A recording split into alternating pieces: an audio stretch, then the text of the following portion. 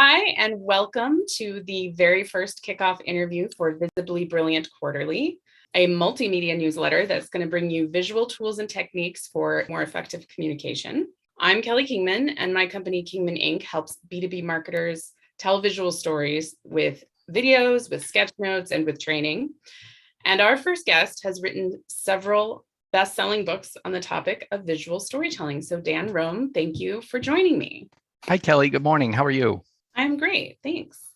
I'm just going to mention to our audience that in addition to being a best-selling author, you have been consulting for some decades, is that right, on solving complex business problems with simple pictures. And your client list is full of those Fortune 500 names that we know and love, Google and IBM and Walmart and GE, et cetera, et cetera. So I'm just thrilled to talk to you today because I think of you sort of as like the godfather, one of the godfathers of our field of visual thinking. I have a stack of your books on the shelf behind me, and we're going to talk today about your latest baby, the pop-up pitch. I just got my copy in the mail. The tagline is the 2-hour creative sprint to the most persuasive presentation of your life.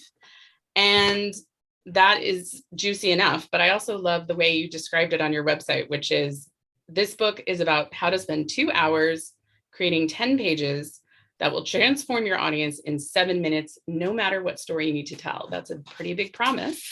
Big promise. I believe it, but maybe you want to talk us through kind of at first, before we get into the material of the book though, who is this book for, and kind of like what was the seed of inspiration for it? Wow, Kelly. Well, you said a lot in there. This decades of experience thing. Yes, true. Decades. If I think back, wow, it's been a long time. Yeah. Godfather thing. Well, okay. Sure. Yeah, I've been drawing pictures all my life. And as I'm guessing, I don't want to assume too much, but I'm guessing you probably have. And I'm guessing a lot of people that would be watching this cast would probably recognize. And I was just one of those weirdos, as perhaps many of us are, that once I got into the world of business, I just never gave up on the drawing part. And by virtue of continuing to draw, it made me the person in the meeting room or in the conference room or now on the Zoom who was a little bit of the problem child, because I'd often say to people, well, that thing you just said didn't actually make a whole lot of sense to me. And do you mind if I try to draw it out so that I can understand it? And what I would find is that by drawing something out, the whole temperature in the room would change. The political stuff would wash away, or the real contentious things would often wash away. And what you'd be left with on the whiteboard or on a piece of paper or on our digital device would be this simple sketch that people could look at and say, yeah, actually, if that's what you think I said, I understand where you're coming from, because what I meant was, and that's the moment, you give the pen to them and say, well, don't tell me, go ahead and draw it out too. And magic happens. Totally. Yeah, absolutely. And I'm fully on this cause, and I feel like we have a lot of work to do, right? There's people have not, or rather I should say business culture still seems like lacking in visual tools. So we're going to have to keep beating the drum probably for a couple more decades. But yeah, we're going to keep hitting on this a lot and for a long time. Yeah. Yeah, but it's incredibly powerful. I mean, you know it, I know it. So we're going to see a bit of how powerful it is when we talk about the book. And I know you do give the origin story of the book in the book, but you might want to just touch on, kind of like your goal or like the context. What was like the moment you were like, I need to put this into a book? Yeah, Kelly, excellent. Well, I think it goes back to what you were saying a moment ago, is that still, as much as we've been pushing for the last many years, those of us that like to be visual, as much as we've been pushing on business people to try to integrate more visuals into their thinking and their communication, it's hard because that type of thinking just isn't taught in business school, nor for the most part is it taught in the education of people in business. Those who just are bootstrapping it along their way, whether it's a startup or someone who's ascended into a position of authority in an organization and kind of like, how did I get here? The notion of using visuals just isn't really in that world yet. So the origin story of the pop-up pitch is, I wanted to give to everyone in the business world not only a very, very quick tool to help them be more visual, but even beyond that, how to just tell a really good story. And the way I often Yeah. think about it is, and I'm sure you've seen this in your work in the business world, so much of what is in the business world or in the organizational world, it doesn't have to be business, it can be in education or nonprofits as well. There are these tool sets that are already there. They're templates that have been thought through by really genius people over a long time. So, Kelly, an analogy might be if you're in the finance department of an organization and someone says to you, hey, can you run me a profit and loss for Q2? You don't go and make up a template. You don't say, what would be a good profit and loss statement? You go into the financial tool, Mm-hmm. you call up the pre-created template for a profit and loss statement, and you plug in the right data. And now you have the story that you need to tell. And I thought, for so many parts of business, the templates are already in place. Mm-hmm. And yet, for the most important part, which is how do you tell your story, there are no business templates to how to tell a story. And yet, most business people spend most of their times trying to figure out how to tell a story. So I said, why don't I take what I've learned over these last decades and turn it into a very, very simple storyline? And that's where that 2-hour thing comes from. I wanted to give the gift to myself and to everybody that I work with that says, if you've got a really important presentation to give next week, or heck, even tomorrow, Mm-hmm. please don't make this capital investment of weeks of sweating into some really overthought PowerPoint. Yeah. Why not make a minimum viable product presentation that you can create in 2 hours and then present in about 7 minutes or so? So it's a tolerable amount of time for your audience. The level of detail that you're going to share is beyond tolerable for your audience. It's exactly the amount of detail that people want to have. Mm-hmm. And you're going to tell it in the form of a story, classic storytelling. So that's the template I created. Does that make sense? Oh yeah. No, I'm just like, how is this, in every business meeting or any team meeting or organizational development conversation, it's always like communication. We got to work on our communication. And so it sounds like it's an incredibly big gift to give people this kind of like planned out. I mean, the science is there. The science of storytelling is there. We have all these pieces. And so like the way that you're putting them together in a really accessible format makes a lot of sense. And in a way that will encourage people to just frame their thinking, really. Kelly, would you mind? I actually have a graphic that I created that is the core of the storyline. Yeah, Do you mind if I just throw it up on the screen and we totally. work from there? Yeah, let's not talk without drawing. Let's go ahead and draw. And what I'm going to show out here, I'm just going to share my screen, okay? Yes. And you tell me if you can see it all right. Yep. So we've already kind of touched on a number of subjects, and I thought this storyline that I've been referring to, that's a template, and then your mention of we know how storytelling works. Why not just look at it? So what you're going to see here on my screen, I call this thing the 10-page pitch. It's really the core to how do you visually tell a story about anything. And Kelly, it doesn't matter. It could be that proverbial profit and loss, or it could be why we need to move in a different strategic direction, or it could be we're bringing new people on board and we want to make sure that they feel like they know what we're doing. Whatever the story is, no matter how complex. What I did is I just went back to the good old monomyth, kind of uncovered by Joseph Campbell. Many people have heard of this as sort of the hero's journey, which is the most classic storytelling structure only of the last 10,000 years. And I went and looked at it, and it works. It's a storyline that works for everything from the Hunger Games to Star Wars to grand myths that cultures have told for a long time, all the way through really effective startup pitches. And there are many stories we could tell, but as a starting point, just using this notion of a reluctant hero, and the reluctant hero is whoever you're talking to, it's not you, who is faced with a series of complex challenges and then needs to live through them in order to get to light on the other side. It's a really aspirational story. It's one that people recognize without even knowing that they're recognizing it. And so I started there, added in behavioral economics, meaning we now know enough about how humans in general will react in a very irrational way, but a very predictably irrational way to different types of thoughts. And then I wove in some good old classic sort of American sales, positive Dale Carnegie type stuff, and came up with this 10-page storyline. And it basically works like this. Do you mind if I just go through it super quick? Yeah, no, this is great. So the idea is for those people who might think in terms of PowerPoints or Google Docs, or for people who think in terms of stories told as a sequence, this 10-page pitch is 10 turns. You could think of it as 10 slides, but it doesn't have to be. It could be 10 paragraphs or 10 sentences or 10 frames in a storyboard.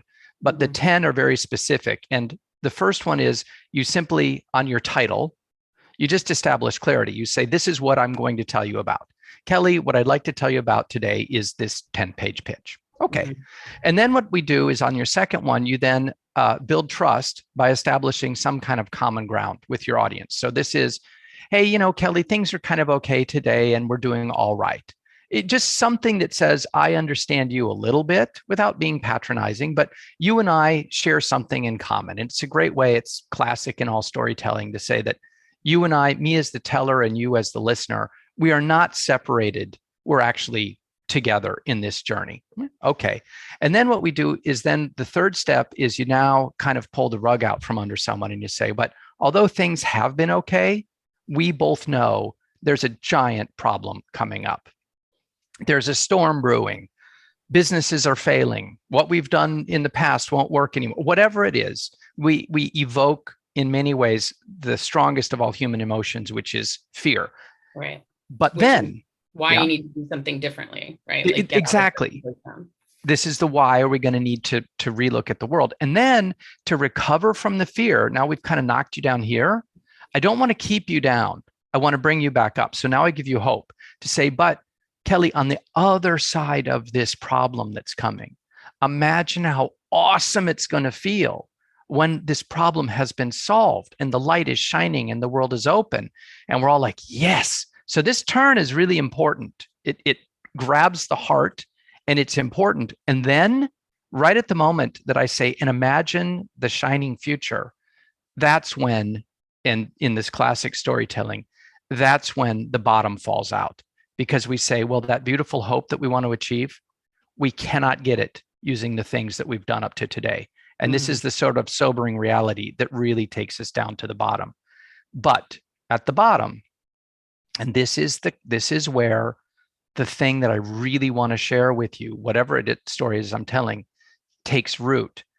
At the bottom, at the pit of despair, this is where we say, but as miserable as things might seem, we are not going to let them kill us, not today.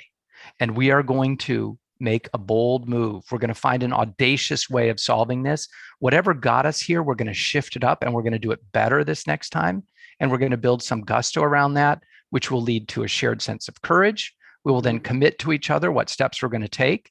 We will realize that by even taking the first few of those steps, there will be a immediate reward of some kind. It won't be giant, but the payoff from having made this decision will come quick. And then we will, as we continue, reach this true long aspiration, which if you're kind of following on the story, brings us up to a much better place than we've ever been before. Wow. Thanks for letting me share that. How does that land with you? Yeah, I mean, you're just talking in the abstract, but I can feel, I'm like, yeah, we can do this. Like whatever it is, yeah. You recognize the DNA of that story. It's so almost like subconscious. It's just like in us. Well, here's what we do. You nailed it. We know the science. Dopamine gets unleashed here. Hope. Oh, yeah. On the other side, hey, COVID will be over. We will be able to meet again. We will be able to travel. We will be able to be together with our families at Thanksgiving or whatever. But guess what? Not now. Not right now. Because, we ain't figured it out yet, but we're about to. And here's what we're going to. And so it's intentional. And to be fair, what this storyline does, and everybody from George Lucas to J.K. Rowling, everybody who's J.R.R. Tolkien, Steve Jobs, anybody who's ever told a story that moved people tremendously knows that there are these intentional turns, these ups and downs. And if you can evoke them in common with your audience, it's exactly, Kelly, as you said, you can't help but feel the aspiration at the end that, yeah, we're going to do it. Yeah, you kind of get swept up. So this, I love, obviously it makes sense. This seems to focus on kind of differently than some of your past work in my, my experience. Like you could end up focusing just on the words with this piece. Like you could break it down into a narrative that you just tell. So then I want to talk about like why you think, or like how you get your clients out of the like PowerPoint mentality and into making visuals that speak to that storyline that work. Yeah, what a great question. Kelly, can you still see my screen? I can. Yes. Because what I want to show is, as you talked about sort of the subtitle of the book, it's a 2-hour, the entire book, The Pop-Up Pitch. I literally wrote it as if you and I were sitting together in a room for 2 hours. And we wanted the outcome of that 2 hours to have this really well-crafted, minimum viable product pop-up pitch ready to go. And you just brought up something really interesting. The first hour is all about the drawing part. The second hour then is about adding the words. So I'm going to approach your question about how do I typically deal with a client in kind of a sideways fashion. I'm not going to address it head on, but I'm just going to say that I still am a giant believer that when you can unleash the power of someone's visual mind, anybody, ourselves or the most recalcitrant business person, finance wonk, the person who absolutely doesn't believe they've got a visual molecule in their body, who, by the way, is profoundly wrong. What we're going to say for the first hour is suspend that disbelief. I am going to give you some very basic tools. And in the case of my book, I call it the visual decoder. It's a very simple toolkit that helps someone who's never drawn before unpack the story that already exists in their visual mind onto a sheet of paper in about 15 minutes. And it's programmed and it's structured. And it works. I've tried this with thousands and thousands of people from all kinds of industries. And it's amazing when you give people the structure of what to draw and you tell them, I don't care about the quality of your drawing. I don't care about the art of your drawing. Nobody does. The drawing we're talking about is not an artistic process. It's a thinking process. And if we can just get from the kind of the confusion that most ideas begin with to some sort of clearly articulated visual overview, that's all we need. Circles, arrows, paragraphs. Of course, as many of us understand that if you add a little stick figure or humanity into it, it really amps things up. Yeah. But we're going to get people to draw quickly. And then what I do in the book, that was the first half, is then say, now that you kind of know the story that you want to tell, who is it about? What is the objective you want them to achieve? What does that look like? It's like all what the are the ingredients, pieces? have all the elements. Yeah, like the building blocks of your story. Now what we're going to do is we're going to turn to that 10-page pitch I showed you a moment ago and build using words and the pictures. Again, it's like storyboards. These are the 10 simple drawings when you're done. And these are the 10 statements that are going to accompany each of those drawings in this sequence, the sequence we just reviewed. That's it. That's your presentation. And after 2 hours, you're done. And now go present it. And you might want to rehearse it once, but the whole thing, it's probably drawn on flip chart paper or on 10 sheets of paper. Yes, there's a PowerPoint version, and we can talk about this in a moment. The template's available. It's on my website for free if someone wants to download the PowerPoint version. But the idea being, we're going to get you to this simple storyline, and you'll be ready to tell it.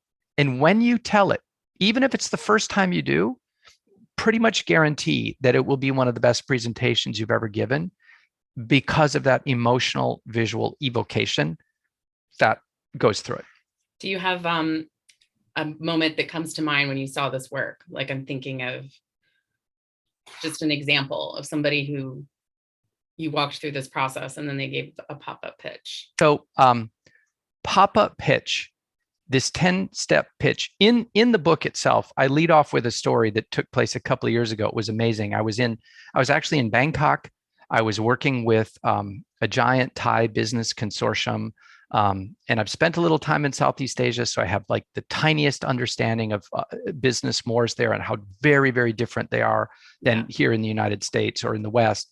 And I had an opportunity to work with one of the largest banks in Thailand. The chairman of the bank needed to tell a story to his executive team that was a little shocking. It was a shift in business strategy for the bank. And we built the story using the 10-page pitch and presented it to this very, very senior group of very, very serious businessmen and women who run this gigantic financial organization. And when we got done with the story, every single person in the room, and I've never seen anything quite like this before, especially in a room that was so high powered and so much could have gone wrong. Right. Everybody said, yes, that is exactly what we need to do. And we understand that there are nuances and pieces that were not addressed in that story, but between where we are now and where you have shown us we can be, we recognize that the journey we need to take is the right one, and we're going to do it. And Kelly, it was like, wow. So that's like the high end story. And let me just. It's the power of shared clarity, essentially. Exactly. The power of shared clarity. Someone much smarter than me gave me the quote. I want to say it was from Oliver Wendell Holmes. I don't remember if it's exactly right. That the true clarity, people who are really good at clarity, what we're achieving is the simplicity that's on the other side of complexity. Because they're simple on this side, which is oversimplified and meaningless. And then there's the path we go through to unpack all the craziness that's involved to get to the other side, the side where, Einstein of all people would say, if you can't explain it to a second grader, I don't believe you understand it yourself. Right. So and to get to be able to explain financial services or the theory of relativity or energy and matter and time to a second grader, you have to go through that clarification process. And this is one of many ways to do it. And Kelly, to be clear, there are other stories you could tell, but this one, 90% of the time will play the role that you need. And I face the same question so often in working with business people. Dan, aren't you going to oversimplify? No, because here's what we're going to do. When it comes time to make your presentation, what we're going to do is we're going to create, whether it's with the 10-page pitch or the types of drawings that you do or the other types of things like you see on my whiteboard, what I like to say is we're going to create a 5 to 6 minute visual executive summary. Meaning we're going to go through all the work of unpacking and clarifying the whole complex thing with every detail and nuance that you would do if you were going to present a 90-minute full-on 300-page PowerPoint. We're going to still do the same work, but we're going to add one additional step. Once you've created your 90-page PowerPoint, we're going to go back through it one more time and say, okay, what is the story you really need to tell in 5 minutes? Because that's all the amount of time you actually have. And then we're going to create the visual executive summary at the front, and we're going to present that for the first 5 to 7 minutes. And then the moment says someone in the audience says, okay, I get it, but what about da da da da da? Then you can unpack it. You say, excellent question. Let's turn to page 85. And there it is. And that's when the audience is with you, because they say, they feel, if you were the one who was able to draw it out, Kelly, you know this, by virtue of being the one who drew, you look like a friggin' genius. People are like, how did you know that? And you say, well, I listened to you. You're preaching to the choir for sure, but I'm hoping that some people watching this will be inspired to try it, because I feel like this pop-up pitch book and all of your other books make it so accessible for people who don't consider themselves, the one visual molecule. I mean, how many times have you heard people say, I can't draw a stick figure to save my life? I'm like, yes, you can. Yes, you can. You would if you needed to save your life, for sure. Okay. And if nothing else, think of how many hours you'll spend not looking for stock images. Like, you'll get all of that time back.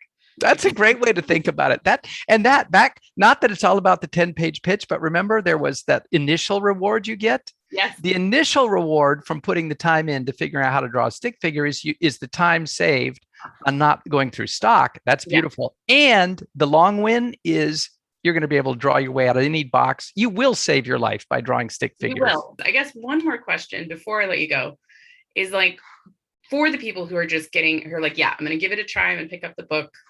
Let me have it. Where would they get stuck? Like, is there any like little place you've seen, you know, that people tend to struggle that maybe we could help them avoid? Yeah. So can I actually answer that with two questions? Yeah. There's the person who's terrified to even get started. Like, how would I visually tell a story at all? And it's real simple. Here's what I would say to them. The way to begin anything, this I've already captured, so I can erase some of this here. This is fine. The way is just draw a circle and label it yourself. And then say, at the beginning of every opportunity or every problem, there's me. And then what would be the next circle? And that might be you, or it might be confusion, or whatever it is. If you just can manage to draw the first circle and call it me, and then just start to think, what would be the next one? And what's the next one? Before long, you will start to have a story that is unfolding on your drawing that will jumpstart you towards the clarity. Just draw a circle and give it a name. That starts everything. And then the second one is, when you feel comfortable there and you've got a story you want to tell, the trap that I often fall into, and certainly most people that I've seen, is I really do think that the product that I'm here to represent, or the product that I've created, whatever my thing is, whether it's the 10-page pitch or whether it's graphic recording, whatever the thing is that I've wrapped up in a beautiful bow and I want to sell you, I think that the sale is about my thing, and it's not. It never is. And this is the trick, especially for someone who's like a product designer or a graphic designer, where we're paid. This is the paradox we're in. We're paid to make this product beautiful, right, and have the best user experience it possibly could. It's never about our product. And that's really hard. It's about the problem that someone else has that our product uniquely can help them solve. So the other issue is, when you start to tell your 10-page pitch, your product is going to be the solution, and the solution doesn't even appear in your story until page 6. Okay. You spend 5 pages. You've only got 10. The first 5 are about this person and the problem that they have, what it's going to feel like when they're out of it, and why whatever solution they're bringing to it now won't get them there. Right. But I do know which one will. That one. And then I've got the remainder to prove how. So does that make sense? Yeah. And it's like the beauty and the features and all the packaging are just sort of added, or not added. They're not extraneous, but it's like part of the solution. It's not about. They are part of the solution. The features. Yeah. It's about the solution. Yeah. I would add, if I might, that this is in no way to diminish the key role. Yeah. You know, if you're a designer and your job, you know, is to make sure that the button is beautiful. Does it have a little drop shadow? Whatever it is, that is an amazing piece of work, because what your job really is to make that thing so clearly a button that when that part of the solution needs to happen, it's seamless. Everybody who sees it understands exactly what they're supposed to do. And they don't say, oh, that's the most beautiful button I've ever seen. I'm never going to push it. On the contrary, seamless. You said it. Yeah. Awesome. Well, thank you for joining us. This was super fun and informative, and I am sure it will delight everyone who watches it. Thank you for joining me. Kelly, thank you. Oh, I want to, if people want to download the visual decoder template and the pitch template, you can go to pop-up pitch, right? It has a dash. You're going to write it perfect. The easiest way you can go there, or just go to danrome.com. Yeah. So pop-up pitch, digital Rome, Dan Rome, they all are redirects to danrome.com. And there's a lot of great resources in the appendix of the book, wherever books are sold, wherever you buy your books, buy the book, buy all the books. And if you want to be on our list for future Visibly Brilliant Quarterly, go to kingmaninc.com/VBQ. And we'll see you soon.